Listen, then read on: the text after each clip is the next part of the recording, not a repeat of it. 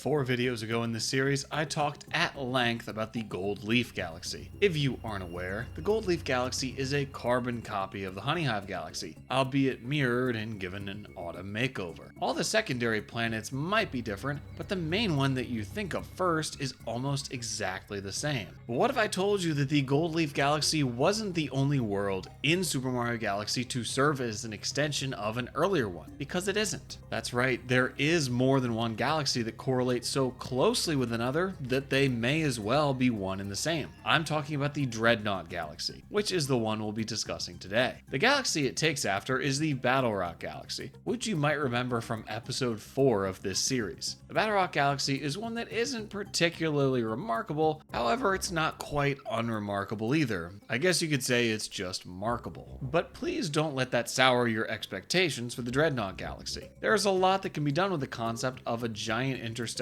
battle station, arguably more than can be done with a giant rock. So with that, let's take a step in with the first mission, Infiltrating the Dreadnought. Our introduction to the Dreadnought Galaxy is one of immediate intimidation. From where Mario lands, he's surrounded by electrocution beams on all 4 sides. This might not be so much a practical challenge as it's easy enough to slip right past them, but it is a mental one. Every other galaxy starting planet is welcoming to one degree or another, so this threatening aura is distinctly different. While we're here, one thing I'd like to point out is that these things creating the electric beams are called eye-beamers, and look much more creepy in their Mario Wiki photo than they do in the game. This landing area is far from their first appearance in the game. We saw them as long ago as the Dusty Dune Galaxy. But the whole time, I never interpreted them as eyes. I always saw them as little UFOs, with beams that look like they should be raising up cows. Once we move ahead, we realize that the planet we're on is hourglass shaped, which is yet another testament to how creative the gravity of Super Mario Galaxy allows the level design to be. The transition from right side up to upside down is so seamless we almost don't even notice it happening. Next, we'll end up with some Goom Beetles in a tiny room which I still don't understand the purpose of, and then we'll take the pipe into the 2D section. Here we find ourselves inside the Dreadnought, just as the title of the mission promised. This is the first 2-dimensional segment we've seen in a while, and I'm going to go out on a limb here and say this is the best one in the entire game. It starts off basic with some moving walls that we have to wall jump up. On the left we can grab a life mushroom and then fruitlessly backflip and jump in attempt to take a shortcut to the end of the segment. This is the epitome of so close and yet so far. We can see the gravity begin to shift if we lift up towards the ceiling, but we can never make it quite there. Now that I've probably made you dizzy, it's time to move on and get to what actually makes this 2D section so great. We slip through a series of rising pillars and then hit the gravity switch, which flips everything 45 degrees clockwise. Changing gravity is obviously not something that's new at this point in Super Mario Galaxy, but what is new is how this change in gravity affects the level design.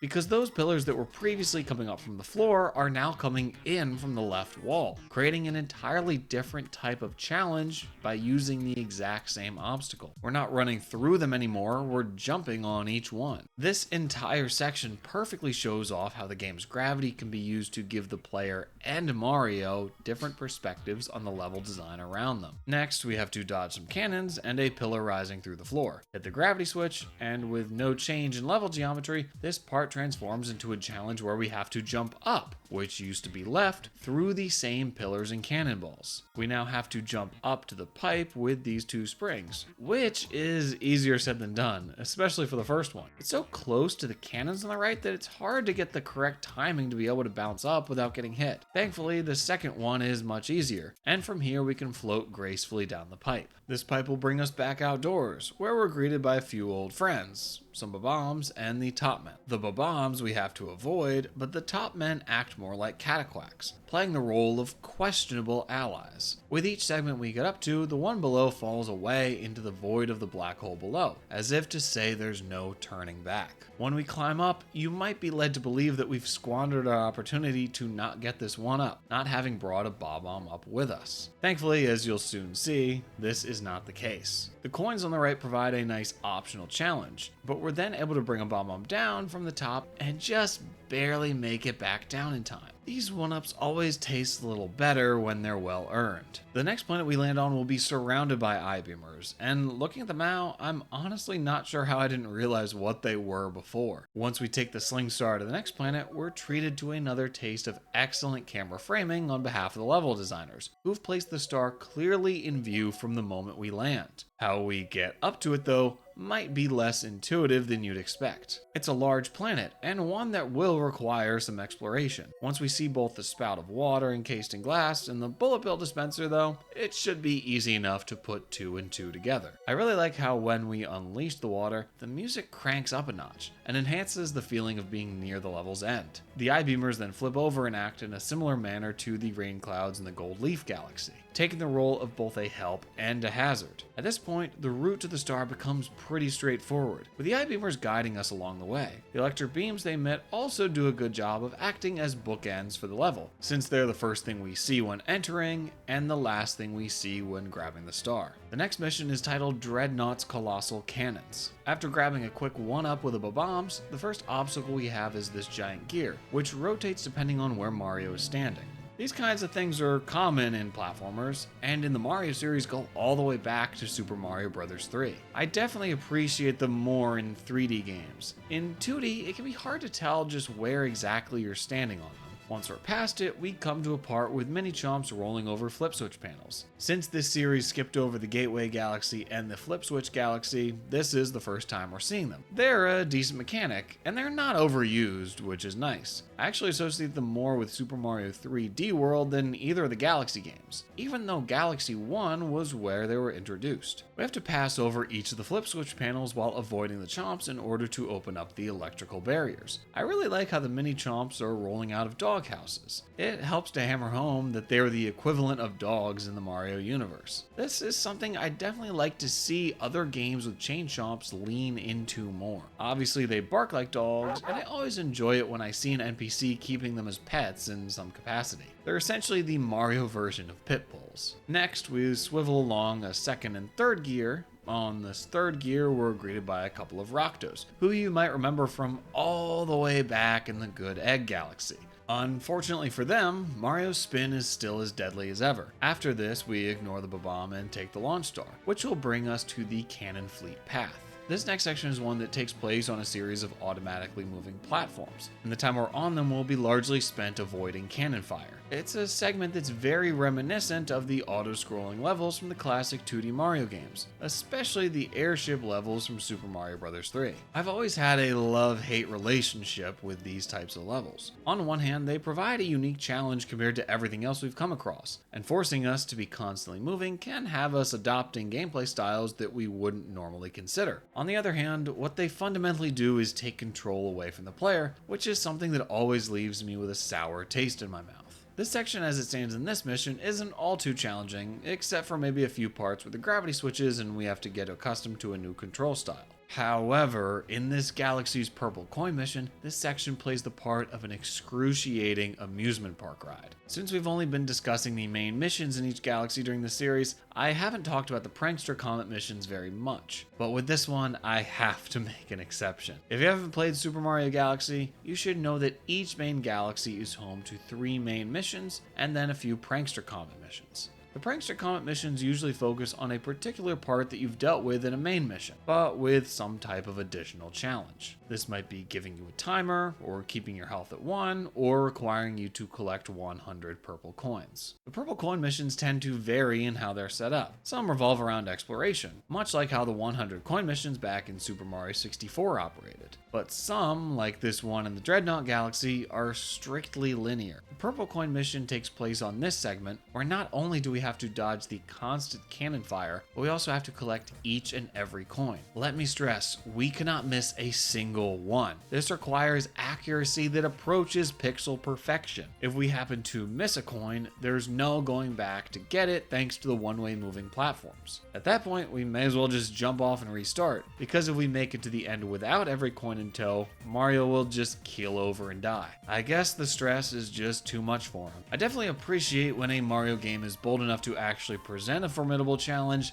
but this one is just cruel. It's by far the most difficult mission in the entire game. The only one that comes close is the purple coin mission in the Toy Time Galaxy, Luigi's Purple Coins. But even that is gracious enough to set out 150 coins, so it's fine if we miss some. Providing a formidable challenge is a good way of making the reward of completing said challenge more satisfying, but there's also a point where it just becomes too much. When I did beat this mission after so many tries, I was more relieved that I didn't have to bother with it anymore, not satisfied with getting the star. When every other level in the game is incredibly easy, getting the exact same reward from a controller-breakingly hard mission feels almost insulting. This is especially true when we've just gone through a much less difficult version of the same course and been rewarded with a star there all the same. But thankfully, I've beaten that level, so I never have to do it again, at least until Nintendo releases Super Mario 3D All-Stars Deluxe on their next console. But for now, let's move on to the final mission in the Dreadnought Galaxy, Revenge of the Topman Tribe. So if Dreadnought hasn't reminded you enough of the Battle Rock Galaxy at this point, this one with the return of Top Maniac and his loyal spinning minions should really get those juices flowing. We first land on a very traditional looking UFO, though in place of a tractor beam it has a warp pipe on the bottom.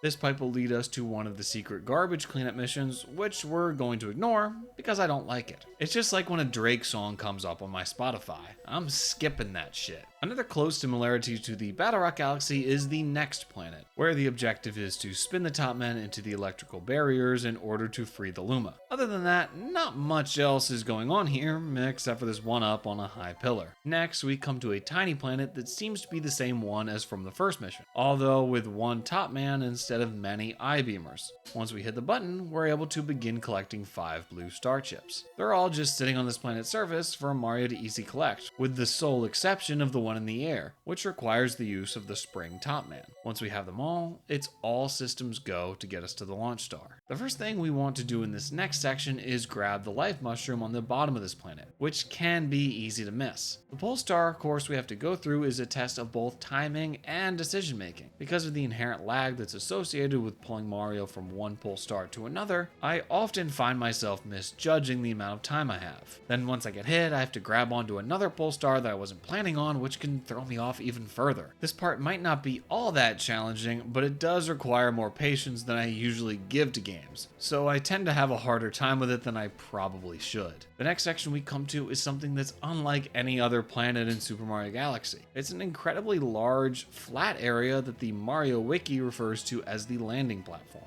The main obstacle we face here are the pulse beams, which emit laser circles out around them. The white lines painted on the ground show exactly how far these circles will extend, which does a good job of providing both clarity and creating a more interesting design. I especially like when the circles end up creating a Venn diagram. A Venn diagram of death. I definitely wouldn't want there to be many other planets like this throughout the game just due to how wide and flat it is, but as something that's only present once, I think it works well. Sometimes, when you've taught the player to always expect the unexpected in terms of level design, you have to give them something expected, because that's actually what they're least expecting. Hey Game Maker's Toolkit, how's that for dropping some knowledge? Once we take the launch star at the most dangerous point on the planet, we're brought to the area of the boss fight, Top Maniac. The bottom side of this planet might look intimidating thanks to the numerous spiky topmen and walls of demonic red electricity, but it is actually a great place to practice for the upcoming battle. Once again, the fight will consist of having to spin Top Maniac and his cronies into the electric barriers, and there's plenty of opportunity to give that a try down here. Also, this mission has to be the most generous one in terms of life mushrooms. There was the one we got in the beginning of the Polestar area, the one on the flat planet, and now this one being sold by the Shop Luma. If only the boss fight was hard enough to justify them. The fight itself is basically the same one as in the Battle Rock Galaxy. Jump on Top Maniac to turn him into a hockey puck, and then spin him into the electricity. The only real difference is that he spawns with spiky Topmen instead of Top Minis like before. But trust me, this makes close to zero difference. So once again, it's 3 hits and then the star is ours. So the Dreadnought Galaxy was not one I had particularly strong thoughts about one way or another going into it, and that still sums up how I generally feel. The idea of a galaxy focusing around a giant space station is really cool, but aside from that first mission with the one short 2D segment, we don't spend any time actually inside the Dreadnought. The design team could have gone so much further with this concept. Maybe have each mission take place in a different section of this giant battleship. But instead, we see it from the outside a few times, and that's about it. I don't want to say the developers dropped the ball on this, more like they just never picked up the ball in the first place. The flip side to this is that each of these missions are still high quality. The first one is spectacular on all accounts, and the second and third bring their own share of unique level design to be properly memorable. So while I would have liked to see the idea of a galaxy taking place inside and immediately around a giant space station, oddly enough, I don't think the Dreadnought Galaxy was the one to do it. But now it's time to wrap things up, and the next video will be the final one in this series. I can't believe that pretty soon, most of my life won't be taken up by making videos on Super Mario Galaxy. And I love Mario Galaxy, but at this point, I've said just about all I can say about it. I've only filmed everything now though. I still have to edit it all, so I'm still in this for a while. So please join me next time, where we'll be still struggling with pole stars, running for our lives, and wishing for the only time that we were using Joy-Cons in the Melty Molten Galaxy. I hope you'll join me there.